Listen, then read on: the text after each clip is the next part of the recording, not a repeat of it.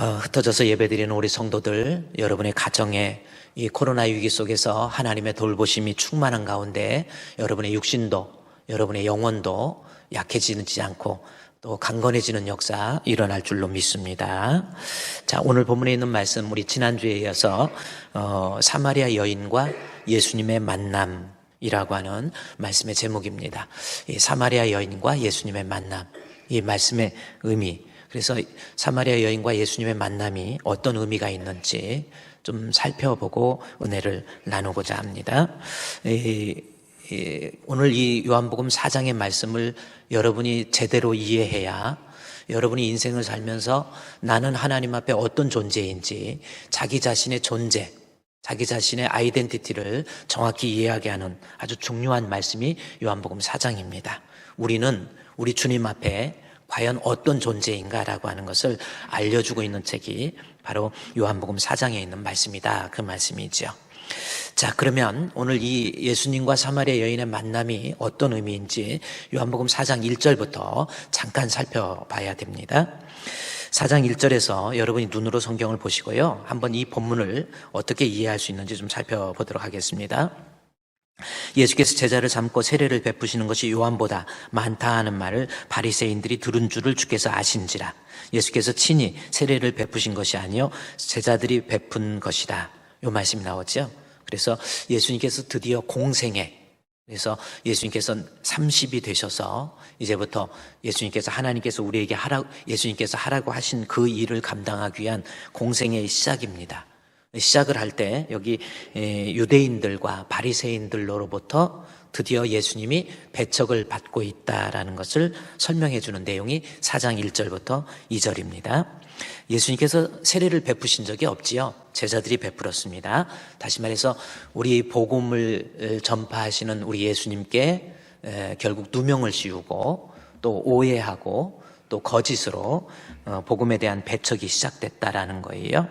배척의 시작과 함께 3절 말씀해 보면 4장 3절 유대를 떠나사 다시 갈릴리로 가실세라는 말씀이 있습니다. 유대를 떠나서 박해가 있으니까, 핍박이 있으니까 유대를 떠났죠. 떠나서 끝난 것이 아니라 다시 갈릴리로 가셨다. 이 말씀, 가신다라는 말씀이 있습니다. 이 말씀은 이 복음이 이제 유대 땅에서의 박해로 인해서 이제 유대 지역을 넘어서 갈릴리로, 그리고 사마리아로, 그리고 땅끝까지 이제 하나님의 이 복음이 이제 확장되고 있다라는 것을 우리에게 설명해 주고 있는 내용입니다. 그 다음에 4절 말씀해 보면 드디어 복음이 확장되고 있지요. 핍박 때문에 예수의 복음이 유대에 머물러 있지 않고 이방 땅으로 복음이 이제 퍼지고 있다라는 것을 설명해 주고 있는 겁니다. 그러면서 4절 말씀 우리가 좀 눈여겨봐야 됩니다. 4절은 사마리아를 통과하여야 하겠는지라 라는 말씀이 있습니다. 자, 이 말씀은 3절에서 유대에서 갈릴리로 가시는데 그 중간에 있는 사마리아를 통과하겠다, 그렇게 기록하고 있죠. 사마리아를 통과하여야 하겠는지라, 강한 의지입니다. 누구도 유대 땅에서 갈릴리로 갈 때에는 사마리아를 통과하려고 하잖아요. 사마리아는 저주받은 땅, 버림받은 땅. 그래서 누구도 유대 땅에서 이 갈릴리로 갈 때는 사마리아를 통과하려고 하지 않는 것, 이것이 그때 당시의 유대인들의 모습입니다. 그런데도 불구하고 우리 예수님께서는 사마리아를 내가 반드시 통과하겠다, 의지가 있는 거예요. 남들이 가지 않는 그곳이지만, 다 버림받은 그곳이지만 우리 주님은 가시겠다라는 겁니다. 여러분이 이 성경을 원문으로 보는 것보다 영어로 보면, 영어 NIV 성경에 보면은 분명한 예수님의 의지가 남들이 가지 않는 이 사마리아 땅으로 가는 것을 기록해 놓고 있다라는 겁니다. 지난주에 잠깐 여러분께 보여드렸지만 영어에 보면은 사마리아로 가는데, 보세요. Now, 이제 유대의 핍박이 있어서 갈릴리로 가는데 그 과정에 있는 사마리아 땅을 He had to go. go는 간다는 뜻입니다. 그런데 had to라고 하는 것은 주어의 강한 의지예요. 이것을 must로 바꾸기도 합니다. He must go through 사마리아. 사마리아를 통과한다. 이렇게. 그러니까 남들이 도대체 사마리아로 가려고 하지 않지만 우리 예수님께서는 사마리아로 의지를 가지고 남들이 가지 않는 그곳에 남들이 상종하지 않는 그 사람들과 함께하기 위해서 사마리아 땅으로 가고 있는 우리 예수님의 모습입니다. 이 모습을 보면 우리가 예수님을 믿는다면 이때 당시에 예수님의 선교와 전도의 방식이 이런 모습이었다라는 것을 우리도 좀 알아차려야 돼요. 그렇지 않습니까? 남들이 가지 않는 의인을 부르러 온 것이 아니라 죄인을 부르러 온, 예수님께서는 잃어버린 자를 찾기 위해서 오셨다, 그렇게 표현하고 있잖아요. 우리도 우리의 선교도 우리의 전도도 남들이 가지 않는 그곳에서 다 준비되어 있는 의인들만 왔다 갔다 하는 게 아니라 예수를 알지 못하고 복음을 듣지 못하고 소외된 그곳에 우리가 달려가서 복음을 전하는 그러한 모습이 참으로 예수님을 따르는 성도의 모습이고 하나님 마음에 드는 교회가 될 줄로 믿습니다. 여러분, 우리나라의 우리 한국의 조선 이제 일제 식민시 조선 말 그리고 일제 식민지 시대 때 유명한, 우리가 여러분도 잘 아는 손양원 목사님이라고 계십니다. 저분입니다. 손양원 목사님 아주 유명하신, 1902년도에 태어나셔서 1950년도 전쟁 때 순교하세요. 끝까지 신앙 지키고 믿음 지키다가 순교하십니다. 일제시대 때는 신사참배 끝까지 거부하다가 감옥에 갇혀서 거의 죽을 뻔한 위기에서 해방을 당하고 그래서 나오신 거예요. 저분 대단하십니다. 근데 저분은 어떤 분이시냐면요, 우리가 잘 아는 1948년도에 여수 순천 반란 사건이 일어났었어요. 우리 여수와 순천에서 사람들이 많이 죽게 되잖아요. 그때 이 공산당, 공산주의 사상을 가지고 있는 남노당 사람들에 의해서 손양원 목사님의 두 아들 동인이와 동신이가 있습니다. 두 아들이 비참하게 총살을 당해요. 여러분, 내 아들이 총에 맞아서 죽었다. 여러분 어떻게 생각하십니까? 그런데 그 총살을 했던 그 공산당이었던 사람이 이 안재선이라고 하는 사람입니다. 이 안재선이라고 하는 사람이 결국은 두 아들을, 동인이와 동신이를 죽여요. 그러니 부모의 입장에서 도저히 받아들일 수 없었잖아요. 그런데 사형 위기에 있을 때 그곳을 찾아가서 안재선을 자기의 양아들로 받아들입니다. 이게 어떻게 가능하겠어요? 여러분 한번 그때 상황을 생각해 보세요. 내 아들을 힘들게 한 것만 해도 못 참는데 내 아들, 내 딸 뭐 조금 안 좋게 했다고 막 그것 때문에 난리인데 아들을 죽이고 하나도 아니고 두 아들을 다 죽였어요. 그 안재선이를 양아들로 받아들인다는 거. 그래서 사랑의 원자탄이라고 하는 그러한 별명을 들을 만큼 위대한 사람이 이분입니다. 1948년도예요. 그런데 이분이요, 제가 그 얘기 하려고 한 것이 아니라 1937년도에 1939년도에 평양신학교를 졸업합니다. 그래서 1939년도에 평양신학교를 졸업해서 목사가 돼요. 목사가 되고 난 다음에 그 다음에 바로 전도사 되잖아요. 목사 되고. 여러분, 이때 당시에 목사님 됐던 길선주 목사님, 여러 목사님들은요, 다 공부 많이 하고 대단한 분들이에요. 그때 우리 한국에 소학교도 제대로 없었을 때 다 고등국민학교 다 나오고 그 다음에 대학 다 나온 거예요. 그래서 이 손양원 목사님도 평양신학교를 졸업한 38년도에 졸업해서 39년도 전도사 됐을 때 어디로 가느냐면 여수로 갑니다. 여수에 문둥병, 그때 한센병, 아까 그 사진 잠깐 보여주면요, 그래서 한센병이라고 하는 한센병 환자들 있는 그곳으로 달려가요. 아무도 가려고 하지 않는 그곳이에요. 대단하죠? 아무도 가지 않으려고 하는 그곳에 사람들 전염병이라고 그래가지고 한 곳에 모아놓고 있는 그곳에 이 손양원 목사님이 거기 목회지로 갑니다. 거기서 목회를 해요. 목사가 돼서 또 목회를 합니다. 거기 일화에 보면 문둥병자들과 함께 같이 손을 잡고 손에 고름이 흘러 다 문드러지고 뼈가 문드러져 내려앉을 때 침으로 그 손을 빨아줘요. 어떻게 생각하십니까? 그리고 나중에 손으로 빨아주고요. 그 다음에 같이 운동하고 같이 뒹굴고 막 고름 범벅인 사람하고 같이 뒹굴고 이럽니다. 그 전염병이 무섭지도 않나 봐요. 그리고 나중에 어떤 내용이 있냐면 같이 소풍을 가가지고 도시락을 싸가지고 각자 왔는데 도시락 먹을 때 나한테 도시락 좀 같이 먹을 수 있는 사람 손들어 그래요. 그러면 이 문둥병 이 사람들이 내가 가지고 있는 이 전염병을 우리 목사님께 전달하기 싫다고 그래가지고 전염되기 싫다고 해가지고 도시락을 감추려고 그래요. 그래도 같이 먹자고 그러니까 손을 듭니다. 대부분의 문둥병자들이 손을 들어요. 목사님 도시락 드리겠습니다. 그런데 그 중에서 제일 중증 환자, 문둥병 중증 환자한테 가서 그 도시락을 같이 나눠 먹어요. 그분이 바로 손양원 목사님입니다. 아무도 가지 않는 그곳에 가서 전도하고 선교하고. 여러분, 이러한 코로나 위기 속에서도 우리가요, 주님 앞에 정결한 신부 어떻습니까, 여러분? 이 위기가 지속될수록 제가 볼 때는요, 참 성도와 거짓 성도의 모습이 점점 구별될 것 같아요. 아무리 위기가 있다 할지라도, 어려움이 있다 할지라도, 그래요. 남들이 가지 않는 그곳에 내가 전도하고 선교하고, 예수를 알지 못하는, 예수 믿는 사람만 수평 이동시키는 게 아니에요. 복음을 알지 못하고 또 신앙 안에서 곁길로 가고 딴 길로 가고 불쌍한 영혼들, 그들 전도하고 선교하고. 참 여러분 얼마나 참 그런 위기가 있습니까?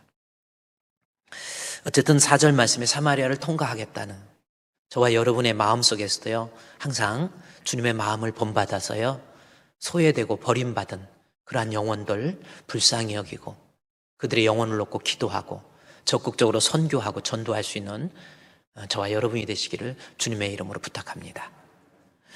그 다음에 5절 말씀에 보면 이제 또 중요한 내용이 또 나오죠. 5절에 사마리아에 있는 수가라 하는 동네에 이르니 야곱이 그 아들 요셉에게 준 땅이 가깝고 라는 말씀이 있습니다. 드디어 사마리아 땅으로 들어가서 어디에 들어갔다고 그랬어요? 수가라고 하는 동네입니다. 근데 이 수가는 어떤 곳이냐면 원래는 세겜이라는 땅이에요. 구약 성경에 나와 있는 세겜 땅입니다. 근데 이 세겜은 어떤 땅이냐면 창세기 33장 18절에서 23절 말씀에 보면 18절에서 20절 말씀에 보면은 야곱이 외삼촌 라반의 집에서 이제 내 부인과 함께 고향 땅으로 돌아와요. 그래서 밧단 아람에서부터 평안히 드디어 자기 고향 가나안 땅으로 들어옵니다. 근데 그 땅이 세겜 땅이었어요. 그 세겜 땅, 거기에 밧단 아람에서부터 도착을 해서 세겜 땅에 도착하니까 지금의 사마리아 땅에 도착한 거예요. 거기에 장막을 치고 그 땅이 너무 좋아서 그 다음 절에 보면은 20절에 보면은 그 땅을 거기에 제단을 쌓고 그 이름을 엘로이스 이스라엘이라 이렇게 불러요. 이스라엘의 하나님이라는 뜻입니다. 그러면서 그 다음에 그 땅을 돈을 주고 삽니다. 그 땅을 거기에서 그 사람들한테 돈 주고 사요. 그게 바로 야곱이 있는 수가라고 하는 이 땅입니다. 본문에 5절 말씀에 수가라고 하는 동네. 그래서 야곱이 그 땅을 산 다음에 세월이 흘러요. 세월이 흘러서 야곱이 난 아들이 12이 있는데 12 중에서 제일 사랑하는 아들이 있었어요. 누구예요? 야곱의 12아들 중에서 야곱이 제일 사랑한 사람? 누굽니까? 요셉입니다. 요셉이에요. 그 요셉에게 창세기 48장에 가보면 요셉에게 그 땅을 덤으로 나눠줍니다. 선물로 주는 거예요. 지금 예수님께서 이 4장 5절 말씀에 보면 사마리아에 있는 수가 어느 땅이죠? 요셉에게 선물로 준 그 땅입니다. 야곱이 요셉에게 선물로 준 땅. 그래서 본문에 수가라고 하는 동네에 이르시니 야곱이 그 아들 요셉에게 준 땅이 가깝고 그랬죠. 그러면서 6절 한번 보십시오. 6절에 거기 또 야곱의 우물이 있더라. 예수께서 길 가시다가 피곤하여 우물 곁에 그대로 앉으시니 때가 6시쯤 되었더라. 이 6절 말씀은 정말 중요한 내용입니다. 이 6절의 말씀이 어떤 내용인지 한번 우리 같이 한번 한 목소리로 읽어볼까요? 우리 가정에서도 한 목소리로 한번 읽어봅시다. 시작. 거기 또 야곱의 우물이 있더라. 예수께서 길 가시다가 피곤하여 우물 곁에 그대로 앉으시니 때가 6시쯤 되었더라. 자, 저 말씀이 무슨 말씀인가라는 겁니다. 먼저 여기에서 중요한 키워드, 중요한 단어는 야곱의 우물이라고 하는 겁니다. 자, 우물이 나오죠? 자, 여기에서 우리가 하나님 앞에 어떤 존재인가를 설명하기 위한 가장 중요한 문장이 바로 저 6절에 있는 말씀이란 말이에요. 6절을 제대로 이해해야 내가 하나님 앞에 어떤 존재인가라는 것을 이해할 수 있습니다. 자, 여기 6절은 야곱의 우물 나오죠? 자, 오늘 우물이 나옵니다. 그럼 먼저 한번 제가 여러분께 질문을 한번 해볼게요. 자, 우물이 있잖아요. 우물과 샘의 차이가 뭡니까? 이것을 생각할 줄 알아요. 우물은 뭐고 샘은 뭡니까? 한번 제가 여러분께 질문할 때 우물이 뭐고 샘이 뭡니까? 우물은 깊고 샘은 얇다. 좀 얇다. 우물은 깊고 샘은 우리말로는 좀 그런 의미도 있겠네요. 우물은 깊고 샘은 얇다. 우물은 탄 거고 샘은 저절로 나온 거. 아주 중요한, 역시 우리 장로님. 그렇다고 코로나 걸렸다고 왜 부부가 떨어져 않습니까? 같이 확진자 아니니까 여기 와서 붙어 있어도 돼요. 2m 이렇게 거리 간격두라고 그래서 그랬는데, 하여튼 너무 코로나 걱정하지 마세요. 근데 우리가 정말 기도는 많이 해야 돼. 이게 3개월만 지속되잖아요. 여러분, 기저질환 있는 분, 고혈압, 당뇨 있는 분들 약도 못 구한대. 그야말로 세계적인 재앙, 멸망, 그 말이 올 만큼. 왜냐하면 공장이고 뭐고 전혀 돌아가지 않아요. 이게 3개월만 지속되면 큰일 난다는 거예요. 정말 창세기 18장, 19장에 나온 것처럼 의인 10명이 없어서 소돔과 고모라가 멸망하는 그러한 형편 한번 생각하시면서요. 우리가 이때 정말 우리 하나님 앞에 우리가 언제 멸망할지 모르는 이때에 우리의 영혼을 놓고, 우리 자녀들의 영혼을 놓고 내가 하나님 앞에 어떤 모습인가라는 것을 좀 살펴볼 수 있는 기회가 됐으면 참 좋겠어요. 어쨌든 자, 우물은 사람이 판 거고 샘은 그냥 사람이 팔 수 없는, 그렇습니다. 그게 가장 큰 특징이죠. 우물은 사람이 파서 노력해서 만들어내는 것이 우물이고, 샘은 한 가지 특징이 뭐냐면 사람이 파서 만들어서 노력해서 만들어낼 수 없는 것이 우물입니다. 샘입니다. 근데 지금 본문에서 우물이 나오죠. 근데 예수님은 나중에 샘에 대해서 이야기를 해요. 이것이 사마리아 여인과 예수님의 관점의 차이이고 생각과 이해의 차이입니다.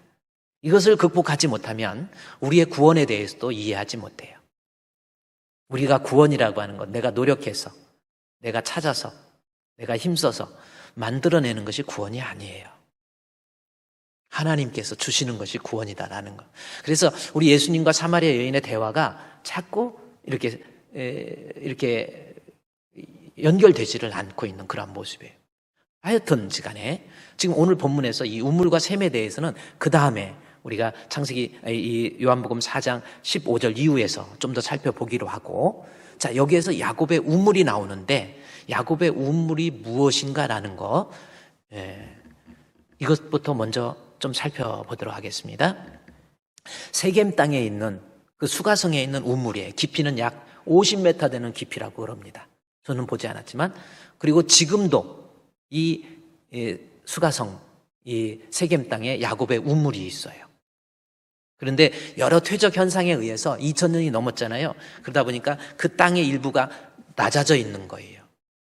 그래서 지금도 존재하는데 한번 잠깐 제가 영상을, 지금 야곱의 우물에 대해서, 이 우물이 너무 중요한 거기 때문에 한번 여러분에게 제가 영상으로 띄워주도록 하겠습니다. 한번 영상 보여주세요.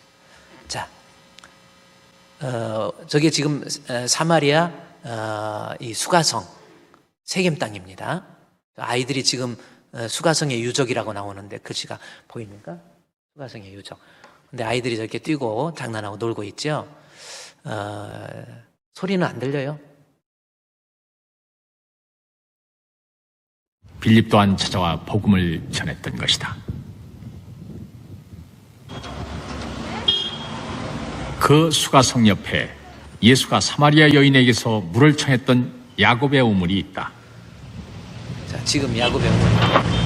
위험을 무릅쓰고 왔는데 관리인 아들이 문전 밖에 나왔다. 저런 애들이 무서운 거예요. 중2요, 여기까지 중학교 왔는데 2학년. 그냥 돌아갈 수가 없어 무작정 안으로 들어갔다.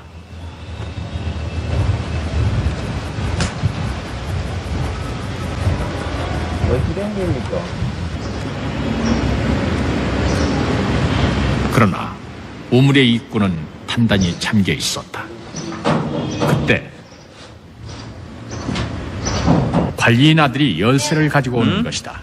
저 아저씨가 무서운 아저씨예요. 시 Short no. 사진 찍지 말라고 그러죠. 야. 땅이 뇌접됐기 때문에 밑으로 내려가야 오케이 돼요. 오케이. 쇼트 노래 이거. No, not short. 오케이. 아이는 촬영을 할 수 없다는 조건으로 우물의 문을 열어줬다. 밑으로 내려가잖아요. 하늘의 도움인가. 지금까지 누구도 촬영하지 못한 저게 우물입니다. 야곱의 야곱의 우물을 우물. 찾게 된 것이다. 되게 실제로 그 예수님께서 같이 있었던 야곱의 우물입니다. 깊이가 한 50m 됩니다. 지금도 물이 나오고 있다는 거. 야곱이 마셨고 예수가 갈증을 풀었던 그 우물.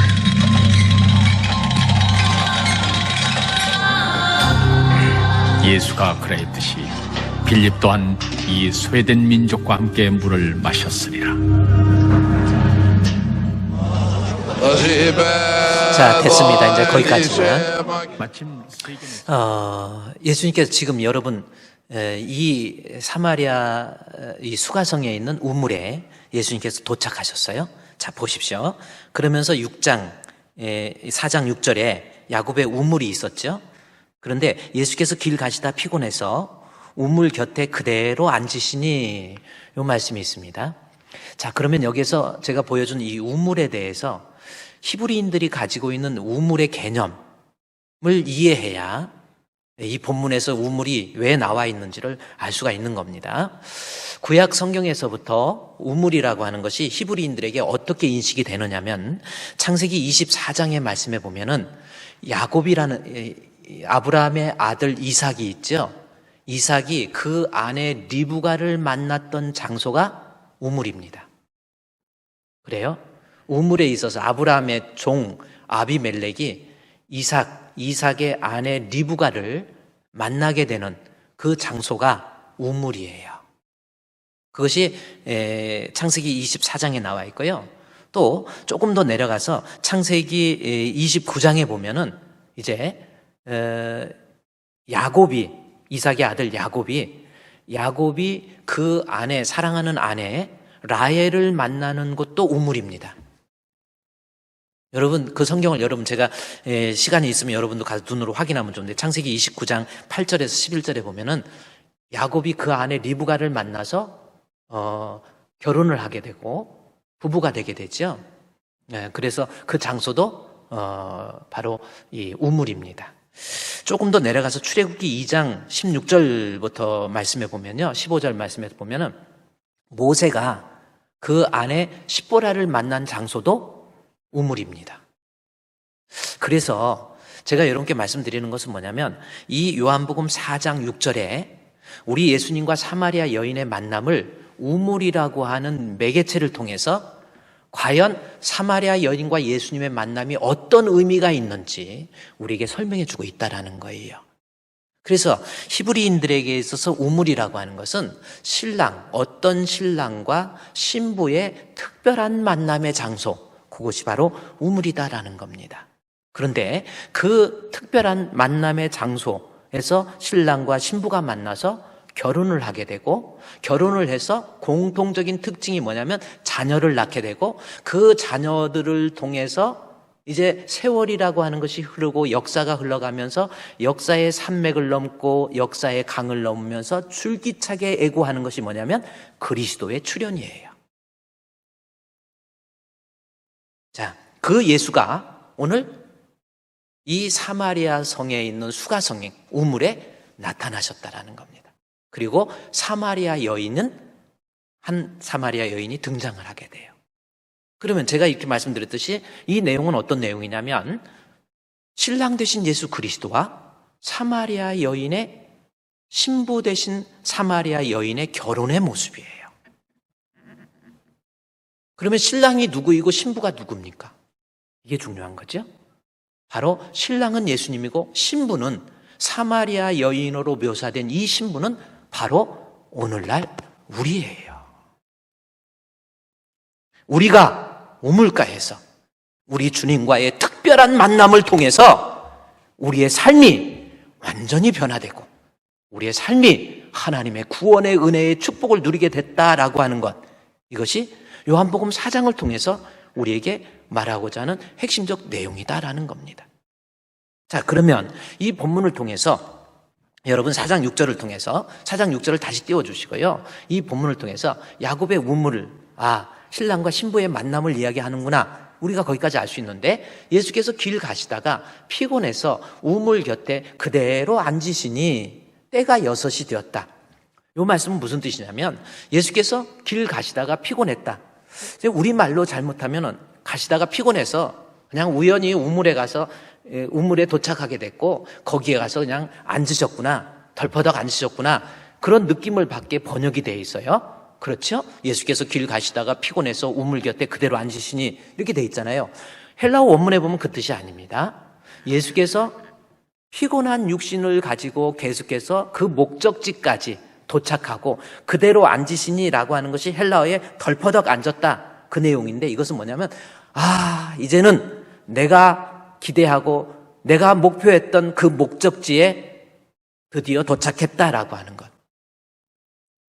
그것의 내용이 우물 곁에 계시다가 피곤해서 그대로 앉으셨다. 그런데 때가 몇 시예요? 6시쯤 되었더라. 그리고 그 다음 절에 보면은 사마리아 여자 한 사람, 이렇게 나오죠.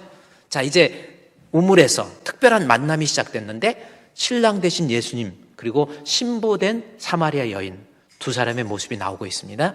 자, 그러면 신랑은 누구이고, 이 시간에 한번 이제 그래요. 결혼식을 하는데 신랑이 어떤 분인지, 저도 결혼식 주례하면서 신랑은 누구 어떤 사람이다, 또 신부는 어떤 사람이다, 약간 소개를 하잖아요. 그러면 이 본문을 통해서 신랑 예수님은 어떤 분이시고 신부 된 사마리아 여인은 어떤 사람인가라는 것을 오늘 이 시간 살펴봐야 됩니다. 그래야 이 본문을 통해서 말하고자 하는 우리 자신이 하나님 앞에 어떤 존재인가를 정확히 이해할 수 있거든요. 자, 먼저 우리 신랑이 어떤 분인지 한번 신랑 입장과 함께 한번 살펴보도록 하겠습니다. 자, 이 말씀을 보기 위해서는요, 사마리아 4장 7절 말씀에 사마리아 여자 한 사람이 물을 기르러 왔음에 예수께서 물을 좀 달라 하시니 이는 제자들이 먹을 것을 사러 그 동네에 들어갔음이니라. 사마리아 여자가 이르되 당신은 유대인으로서 어찌하여 사마리아 여자인 나에게 물을 달라 하나이까 하니 이는 유대인이 사마리아인과 상종하지 아니함일러라. 10절에 보면 예수께서 대답하여 이르시되, 자, 예수님이 어떤 분인가를 이제 알 수 있죠? 내가 만일 하나님의 선물과 또 내게 물을 좀 달라 하는 이가 누구인 줄로 알았다라면 내가 그에게 구하였을 것이요 그가 생수를 내게 주었으리라. 이 말씀이 나옵니다. 이 말씀을 통해서 예수님은 신랑 되신 예수님은 어떤 분이에요?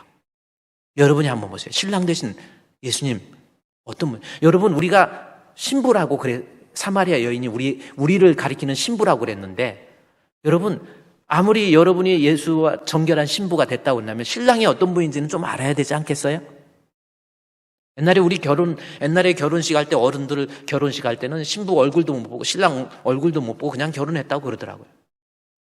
근데 우리 신부된 입장에서 예수님이 어떤 분인가 한번 알아보자는 겁니다. 근데 예수님이 어떤 분인가에 대해서 4장 10절에 보면은 아주 중요한 단어가 있습니다. 뭡니까? 4장 10절에서, 자, 우리의 신랑 되신 예수님이 어떤 분이에요? 4장 10절에 예수께서 대답하여 이르시되 내가 만일 하나님의 선물과 또 내게 물을 좀 달라 하는 이가 누군 줄 알았더라면 내가 그에게 구했을 것이요 그가 생수를 내게 주었으리라. 자, 여기에 보면 신랑 되신 예수님은 어떤 분이에요? 어떤 단어로 요약할 수 있습니까? 여러분, 어떤 단어로? 아니, 우리 신랑 어떤 분인지는 좀 알아야죠? 가장 중요한 단어가 하나님의 선물이에요. 예수님을 이해할 때 하나님의 선물 이해하라는 겁니다. 그러면 여기까지 왔으니까 여러분 인생을 살면서 내가 하나님으로부터 받았던 선물, 가장 큰 선물이 뭡니까? 에베소 2장 8절 말씀해 보면 그 은혜를 인하여 믿음으로 말미암아 구원을 얻었나니 이것이 너에게 난 것이 아니요 하나님의 선물이란 말이에요. 구원입니다. 자, 예수를 설명하면서 구원을 이야기해요. 그런데 그 구원을 이야기하면서 하나님의 선물, 즉 구원을 이루는데 그가 생수라는 말씀을 합니다. 구원을 이루는데 반드시 사람이 살아가는데 물이 필요한 것처럼, 물이 없으면 죽는 것처럼 구원을 이루는데 가장 중요한 생수. 결국 예수님은 어떤 분이에요? 우리의 신랑 되신 예수님은 나 구원해 주시기 위해서 십자가에 못 박혀 죽으시고 십자가에 못 박혀 죽으심으로 나에게 영원한 생명을 주시는 분. 그분이 예수님이라는 겁니다. 이에 대해서 빌립보서 2장에 있는 말씀에서요, 예수님, 우리 신랑 어떤 분이신지 자세히 좀 설명하고 있습니다. 6절 말씀에, 9절 말씀인가요? 6절 말씀에 그는 근본 하나님의 본체시나, 근본이, 여러분 신랑 결혼할 때 신랑은 성, 우리 신부 입장에서 신랑 성 압니까? 그래요. 신랑 성이 뭐예요? 네? 민씨. 자, 알죠? 우리 예수님의 근본에 대해서 나온 거예요. 우리의 신랑 되신 예수님의 근본은 하나님이세요. 그는 근본, 본질, 에센스가 하나님이신데 하나님과 동등됨을 취할 것으로 여기지 아니하시고 오히려 자기를 비워 종의 형체를 가지사 사람과 같이 되었고, 그 다음에 뭡니까? 십자가에 사람의 모양을 낮추시고 죽기까지 복장하여 십자가에 죽으셨어요. 우리의 신랑 되신 예수님은 하늘 보좌 영광 버리고 나 구원하시기 위해서 십자가에 못 박혀 죽으신 분이 바로 우리의 신랑 되신 예수님이라는 겁니다. 본문에서는 신랑을 그렇게 이야기해요. 생수, 영원한 생수. 나중에 이 사마리아 요한복음 4장 14절에 보면은 내가 주는 물은 그 속에서 영생하도록 솟아나는 샘물. 야, 영생하도록 솟아나는 샘물. 자, 신랑 되신 예수님은 결국은 하늘 보좌 영광 버리고 이 땅에 오셔서 나 살리시기 위해서 십자가에 못 박혀 죽으심으로 내게 영원한 생명을 주신 분이 바로 우리의 신랑이에요. 자, 그러면 신부는 어떤 사람인가? 다시 요한복음 4장 6절 말씀해 보면 신부의 모습이 나옵니다. 거기 또 야곱의 우물이 있더라. 예수께서 길 가시다가 피곤해서 우물 곁에 그대로 앉으셨죠.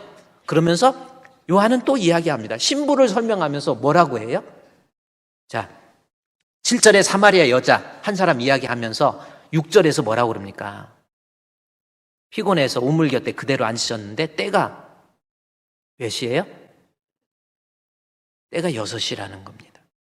이게 지금 신부의 모습을 그 안에다 그대로 담아놓은 거예요. 사마리아 여인이 우물에 물 떠러 왔을 때의 시간이 6시였다.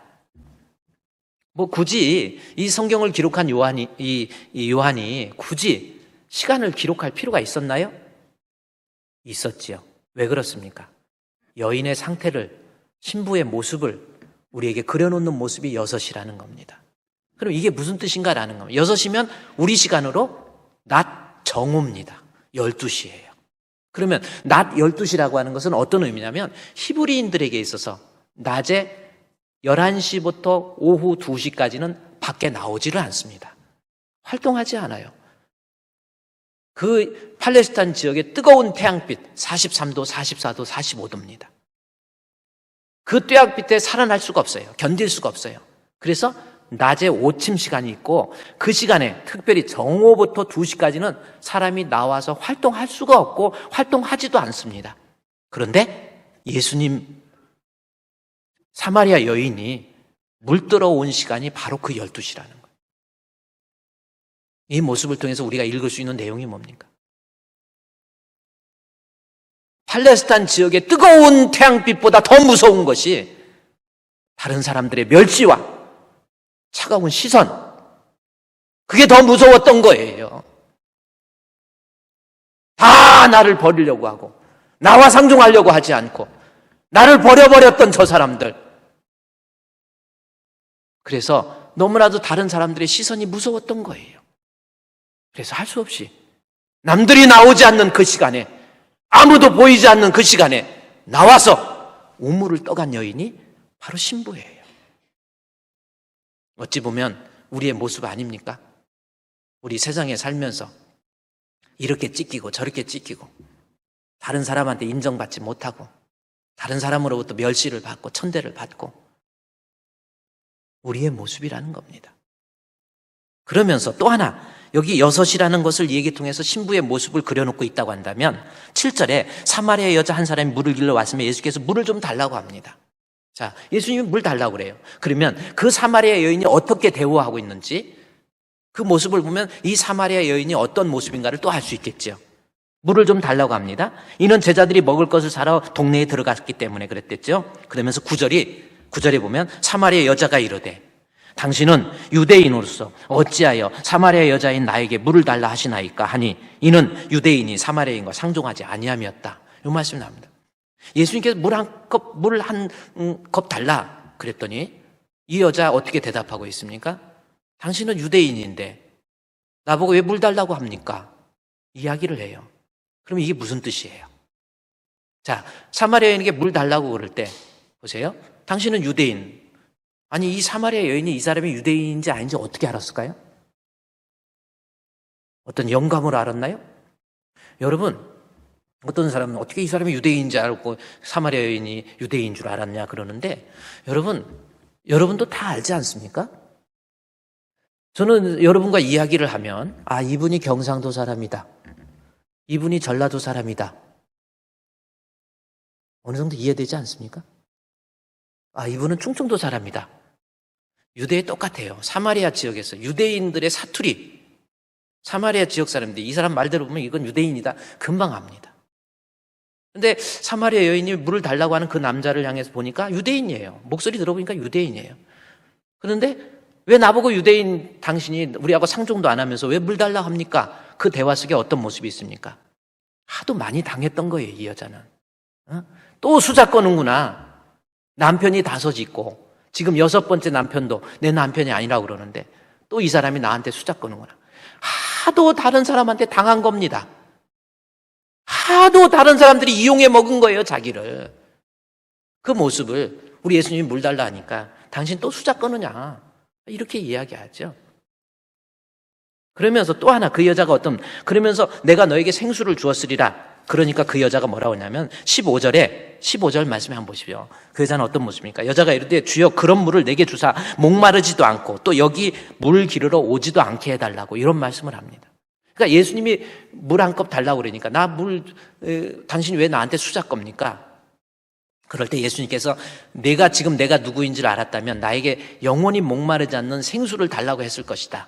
그랬더니 이 여인은 뭐라고 대답합니까? 14절에서 물을 마시는 자는 영원히 목마르지 않냐고 내가 주는 물은 그 속에서 영생하도록 솟아나는 샘물이 된다. 영생하도록 솟아나는 샘물에 대한 관심은 없어요. 어떤 관심입니까? 물을 영원히 목마르지 않는다. 그 이야기에 15절에 여자가 이르되 주여 그런 물을 내게 주사 목마르지도 않고 또 여기 물 기르러 오지도 않게 해주세요. 이 말씀을 통해서 이 여인이 어떤 여인입니까? 지금 여기에 물 좀 기르러 오는 것이 얼마나 힘들고 그 뙤약빛에서 얼마나 힘든지 나 여기 물 기르러 오지 않게 좀 해달라고.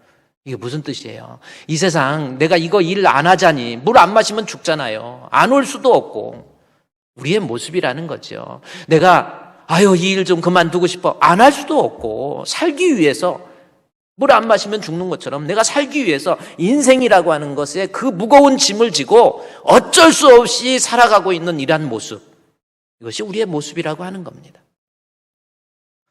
다시 말해서 사마리아 여인은 오늘날 우리의 모습인데 이 세상 살면서 지칠 만큼 지쳐버린 거예요. 상처받을 만큼 상처받은 거예요.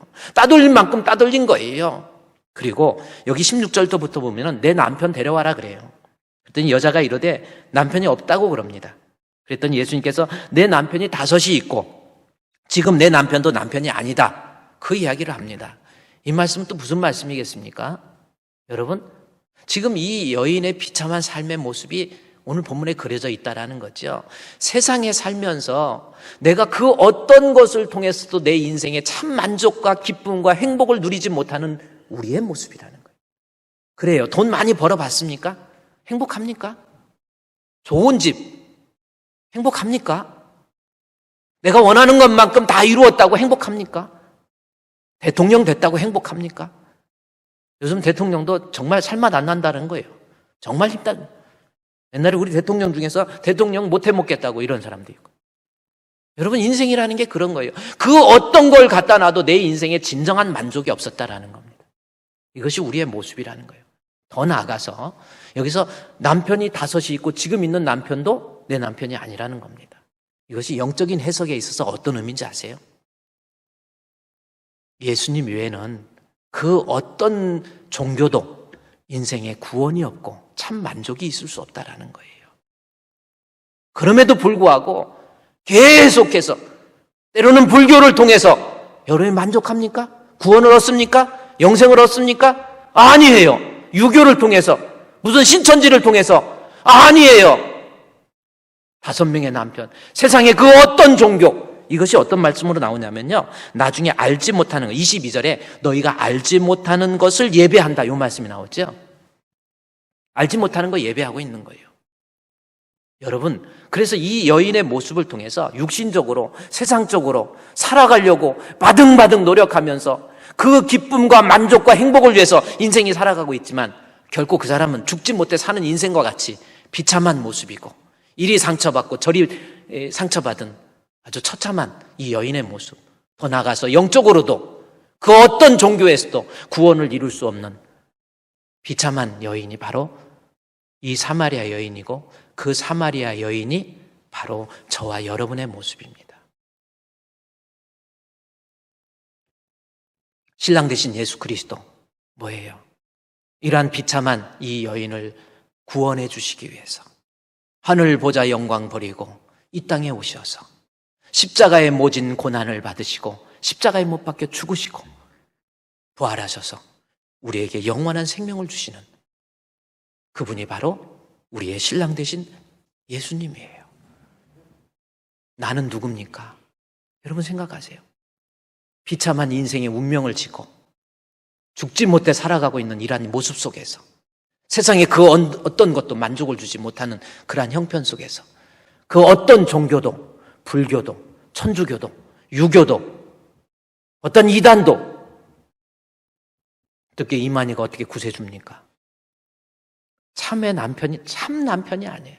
진짜 남편을 만나지 못했던 거예요. 그런데 오늘 이 사마리아 여인이 예수님과 대화를 통해서 예수님이 나의 진정한 신랑으로서 참 그리스도라는 것을 깨닫게 됩니다. 그래서 본문 26절 한번 볼까요? 요한복음 4장 26절에 28절에 여자가 예수님을 알고 본 다음에 여자가 물동이를 버려두고 동네로 들어가서, 물 안 마시면 죽잖아요. 세상의 육신적인 것을 위해서 다 목숨 버티고 살아갔던 이 여인이 세상적인 것도 버리고 포기하고 동네로 내려갑니다. 만나기도 싫었던 사람들에게 내려가요. 물동이를 버려두고 동네로 들어가서 사람들에게 이르되 내가 행한 모든 일을 내게 말한 사람을 와서 보라. 이는 그리스도가 아니냐. 진짜 예수 만난 거예요. 진짜 참 신랑을 만난 거예요. 우리의 모습이 그런 모습이라는 겁니다. 내가 오늘날 이만큼 살고, 그래요, 이만큼 활동하고 있고, 그래도 우리나라 잘 사는 나라잖아요. 그러다 보니까 영적으로 혹시 교만해 있지는 않습니까? 육신적으로 교만해 있지는 않습니까? 우리는요, 신랑 되신 예수님 만나서 우리의 육신적인 어려운 위기로부터 건진받은 것이고, 신랑 되신 예수님 만나서 죄로 인해서 죽을 수밖에 없는 내가 구원의 은혜에 참여한 하나님의 자녀가 된 거예요. 여러분, 그 은혜를 기억하시기 바랍니다. 제가 며칠 전에 어떤 두 부부 집사님 만나서 차 타고 가면서 그런 얘기를 하시더라고요. 신랑이, 남편이, 목사님, 저는요 우리 아내를 만나서 참 제 인생이, 나는 총각 때 그대로 제대로 신앙생활 한 사람도 아니고 예수를 그렇게 믿은 사람도 아닌데 우리 아내를 만나서 내 인생이 완전히 달라졌어요. 인생의 방향이 완전히 틀려진 거예요. 아내 만나서 예수님 알게 되고 예수님 믿게 되고 나도 주를 위해서 충성하게 되고 아내 만나서 귀한 아이들도 선물로 받고 아내 받아서 내 인생이 만약에 이 아내가 없었다고 한다면 내 인생은 어떻게 됐을까라는 여러분 우리의 모습 아닙니까? 여러분 예수님 안 만났으면 영적으로요 그 많은 남편, 특별히 지금 남편이 6이라고 이렇게 있죠. 5하고 하나 있으니 6, 7번째 남편. 어떤 사람은 숫자적으로 이걸 강조해서 예수 그리스도가 7이라 해가지고 뭐 또 강조하는데 너무 알레고리적 성경 해석이잖아요. 그건 그렇다 한다 할지라도 우리는요 예수 만나서 좀 세상적인 표현으로 팔자 바꾼 사람이에요. 여러분 예수 안 만났으면 여러분 지금 어떤 모습이겠습니까? 사마리아 여인이 그 비참한 인생의 삶 속에서 예수 만나서 그 예수님께서 나 살리기 위해서 하늘 보자 영광 버리고 이 땅에 오셔서 십자가에 모진 고난, 나 때문에 고난 받으신 신랑 되신 예수님 생각하십니까? 여러분 어떻게 생각하세요? 우리 믿음 생활하면서 내가 누구인지를 정확히 이해하십시오. 나 잘나고 똑똑한 거 없어요. 주님 앞에 만왕의 왕 되신 우리 주님이 나를 구원해 주셔서 나를 영육간에 이만큼 살려주셔서 내가 이런 은혜를 누리는 거예요. 제가 이 말씀을 준비하면서 나도 모르게 눈물의 찬송가 151장 혹시 아십니까? 만왕의 왕 내 주께서 그 찬송이 있어요. 제가 가사를 여러분 띄워주세요. 가사 하나하나가 바로 우리의 만왕의 왕 내 주께서 왜 고초당했나 이 벌레 같은 날 위해 그 보혈 흘렸네. 십자가 내가 처음 볼 때에 나의 맘에 큰 고통 사라져 오늘 믿고서 내 눈 밝았네. 참 내 기쁨 영원하도다. 우리 2절부터 한번 같이 해볼까요? 주 십자가 못 박힘은 속죄함 아닌가. 그 궁휼함과 그 은혜 말할 수 없도다. 아멘. 십자가 내가 처음 볼 때에 나의 마음에 큰 고통 사라져. 아멘. 오늘 믿고서 내 눈 밝았네. 참 내 기쁨 영원하도다. 우리 신부된 입장에서 3절 늘 울어도 아멘. 그 은혜 다 갚을 수 없네. 나 주님께 몸 바쳐서 주의 일 힘쓰리. 십자가 내가 처음 볼 때에 나의 마음에 큰 고통 사라져. 오늘 믿고서 내 눈 밝았네. 자 내 기쁨 영원하도다. 아멘. 오늘은요 예수님과 사마리아 여인의 특별한 만남이에요. 우리가 신랑 되신 예수님, 하늘 보자 영광 버리고 이 땅에 오신 우리 예수님, 그 예수님 나 같은 거 살리시기 위해서 십자가에 못 박혀 죽으셔서 나와의 특별한 만남으로서 그리스도의 정결한 신부, 얼마나 아름다운 모습입니까? 제가 여러분에게 이 시간 기도 제목을 좀 드릴게요. 우리 한번 같이 기도하는데, 하나님, 나를 구원하시기 위해서 십자가에 모진 고난과 죽임을 당하신 주님 앞에 정결한 신부가 되기를 원합니다. 정말 주님 앞에 사마리아 여인처럼 다 물동이 집어 던지고 세상의 모든 하나님 앞에서 타락하고 곁길로 가고 딴 길로 간 것 다 버렸고 내려놓고 오히려 사마리아 땅으로 돌아와서 예수가 그리스도이심을 전하고 있지 않습니까? 우리가 주님 앞에 진짜 정결한 신부인지 한번 자기 자신을 살펴보시고 나 구원하시기 위해서 이 땅에 오신 신랑 되신 예수 그리스도 주님 앞에 정결한 신부 되기 원합니다. 우리 하나님 앞에 주여, 우리 3번 부르고 하나님 앞에 기도하겠습니다. 주여, 주여, 주여. 하나님, 우리가 신랑 되신 우리 예수 그리스도 나 같은 거 살리시기 위해서 하늘 보좌 영광 버리고 이 땅에 오신 주님의 놀라우신 은혜와 사랑을 생각할 때 하나님 앞에 참으로 감사를 드립니다. 하나님께서 나를 친히 찾아와 주셔서 우리를 구원해 주신 우리 주 예수 그리스도, 주여, 주여. 아직도 세상의 물정에, 아직도 세상적인 것에 소망만 걸고 있지 않는 사마리아 여인과 같은 모습이 아닙니까? 아직도 참만족을 누리지 못하는 이 세상 속에서 내 인생을 살아가면서 살아가고 있는 비참한 모습은 아닙니까? 주님 앞에 손 들고 오기를 원합니다. 전부의 의지없어서 손 들고 옵니다. 주님 앞에 손 들고 내려와서 하나님 나의 생명이 되신 우리 주님 앞에 정결한 신부의 모습으로 다시금 살아갈 수 있는 저희들 될 수 있도록 인도해 주시옵소서. 하나님 크신 은혜에 감격하게 해주시고 하나님께서 내려주신 크신 은혜에 감격하면서 우리가 하나님의 자녀답게 살지 못하고 주님의 친구답게 살지 못하는 것 내려놓고 회개하는 가운데 우리 주님 앞에 늘 정결한 신부의 모습으로 살아갈 수 있는 저희들 될 수 있도록 주여, 주여, 주여.